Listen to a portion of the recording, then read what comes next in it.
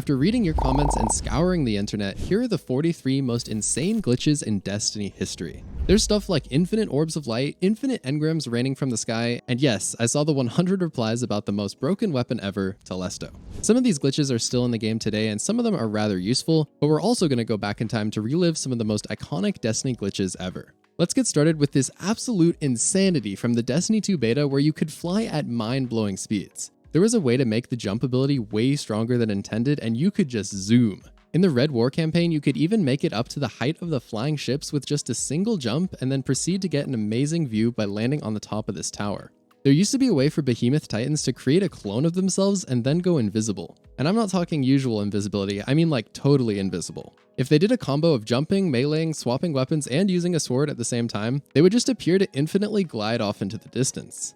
In reality though, they were invisible and they could kill you at any time. While searching for glitches, I found this poor Arc Strider who got permanently stuck in the slamming animation. Some say he's still there to this day.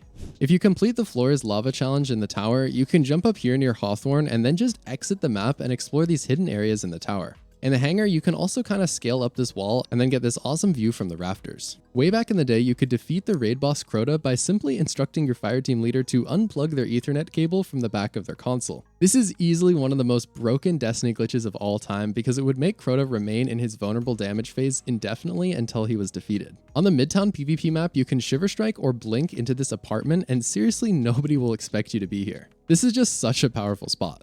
Although not a glitch, there is also this off angle that I like to use to surprise my opponents.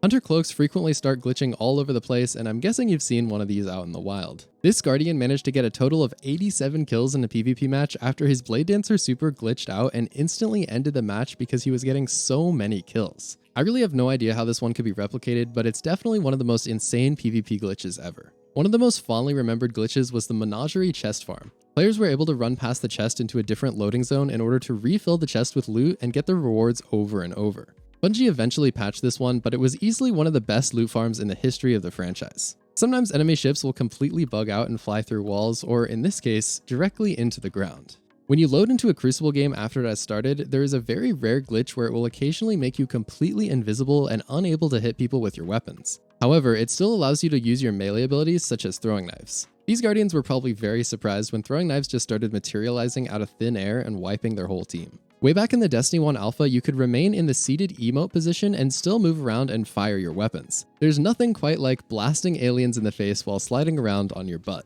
In the inverted Spire Strike, the final boss named Protheon occasionally spawns several times larger than intended.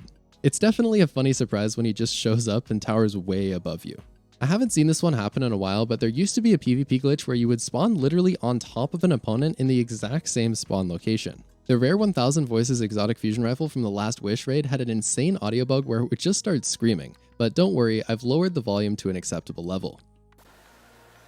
If you play Iron Banner with your engrams full, you will get iron engrams sent to your postmaster instead of receiving loot at the end of the games. If you wait until the next season to open those engrams, you can actually get early access to the new loot because those engrams will have a chance to be the new items. One of the most infamous glitches caused a certain grenade launcher to become just a little bit too common. The Edge Transit had what Bungie described as a quote, aggressive drop rate, and it just dropped 24/7, making other items difficult to acquire. This inspired quite a few memes and inside jokes for Destiny players. D1 would sometimes get overloaded after a large number of enemies were defeated and a large number of engrams dropped in a particular location. This could sometimes trigger a rare glitch where a fountain of engrams appeared to provide seemingly infinite loot. I had never actually seen this one before I made this video. It looks really interesting. Sometimes players would get loaded into Crucible matches with their HUD and everything visible, but the rest of the screen would just be black. Good luck winning in those conditions. Players discovered perhaps what is the most beloved glitch ever in 2021 when it was possible to have up to 12 people in a single raid or 9 in a Nightfall. People had a lot of fun creating massive fire teams and doing unique challenges. And of course, it turned out that having everyone use Telesto would literally crash the game. No surprises there. Speaking of Telesto, let's take a moment to mention some of its top glitches so it can secure its place as the #1 most broken gun in the history of gaming. Since each of its individual bolts counted as enemies, it was possible to spawn mass amounts of orbs by defeating the Telesto bolts with the melee and the thermoclastic blooming seasonal mod. There was also a time when using an entire Telesto magazine on a friendly Guardian would straight up crash their game.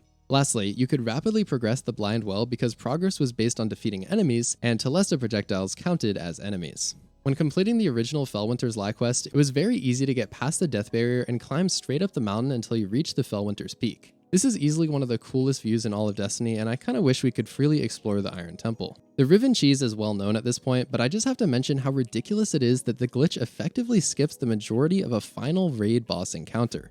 I feel like some newer Guardians might mistake Riven's Cheese as a legitimate mechanic, but it is far from the intended way of defeating the boss. The Destiny 1 loot cave was a famous little part of the Cosmodrome where enemies would infinitely spawn and drop rewards. It has since been commemorated in Bungie's 30th anniversary dungeon, the Grasp of Avarice, where players journey back through the loot cave. The Quantum glitch involved an extremely broken finisher that would simply let you walk through walls after finishing an enemy. This was ridiculous and basically let players get out of bounds constantly with little to no effort. There was also another similar situation where an emote allowed players to enter objects and walls. If you emote right before getting on your Sparrow, it will continue the emote action even after getting on. When holster mods were first introduced into Destiny 2, it was possible to infinitely use the final bullet in Hawkmoon to one-shot Guardians in the Crucible. If you pulled out your ghost and waited for the bullet to refill, you could just one-shot body people every few seconds. In the Dares of Eternity location, it's possible to go beyond the room where the Forerunner quest takes place and explore the surrounding area. You can climb all the way up onto these mountains and look down on the landscape below. For a brief moment in time, Prometheus Lens was the most broken weapon in the game. It was glitched to melt people in like 0.2 seconds and understandably turned the entire Crucible into a giant game of laser tag. This emblem now commemorates its time in the spotlight. Back in D1, you could push Atheon and Templar off the map by spamming solar grenades to knock them back. This cheese is definitely up there with the Crota Ethernet cable as one of the most iconic Destiny glitches of all time. Sometimes gravity just seems to stop working in the Destiny universe. It's hard to replicate, but most of us have seen objects or enemies just inexplicably floating around at one time or another. There was a glitch where holding the minimize window button on PC while popping a super would result in a massive amount of orbs. Bungie straight up said that attempting this is a punishable offense, and they did a great job of quickly countering any attempts to exploit it by using error codes.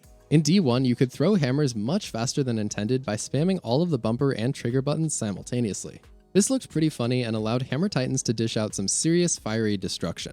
There was a time where spamming the Wither Horde into raid bosses would eventually just cause them to be one-shotted. This has thankfully been patched, but repeatedly shooting a bow into a Titan shield used to cause the entire game to hard crash. And not just your game. If you went into PvP or raid or strike or whatever, this could crash the game for every single player in the lobby. Back in August 2021, I discovered that stacking a seasonal scavenger mod with a usual scavenger would convert green ammo into heavy ammo. This worked in any activity and was insanely broken. There have been a variety of ways to get infinite super glitches over the years. There used to be one where you could spawn infinite Nova Bombs by holding your grenade and using your super. Another infamous one was Dawnblade. Swapping weapons and then spamming the attack would give you infinite Dawnblade swords for as long as you could spam the button. You can skip the first room encounter on the Prophecy dungeon by climbing up this hole. Once you reach the top, just head over to the first boss and save yourself a lot of time. Do you see that distant cliff way over there? Well, if you're on a Warlock, you can simply fly all the way over there and then use stasis to climb higher until you're at the top. This is just a pretty cool spot on Nessus, and it gives you a great view of the surrounding locations. This next glitch is something that's still in the game, and it's actually rather useful. If you go visit Xur and then wait for the weekly reset on Tuesday, you can hold him hostage and get a secret set of weapon rolls. This can be a really good way to get an extra chance at a weapon having good perks. The damage glitch is a really interesting phenomenon where weapons occasionally deal way more damage than expected. I've noticed that this frequently happens after you've narrowly missed a few shots. Anyway, this will cause your weapon to just deal a massive amount of damage and potentially even one-shot a Guardian in the Crucible.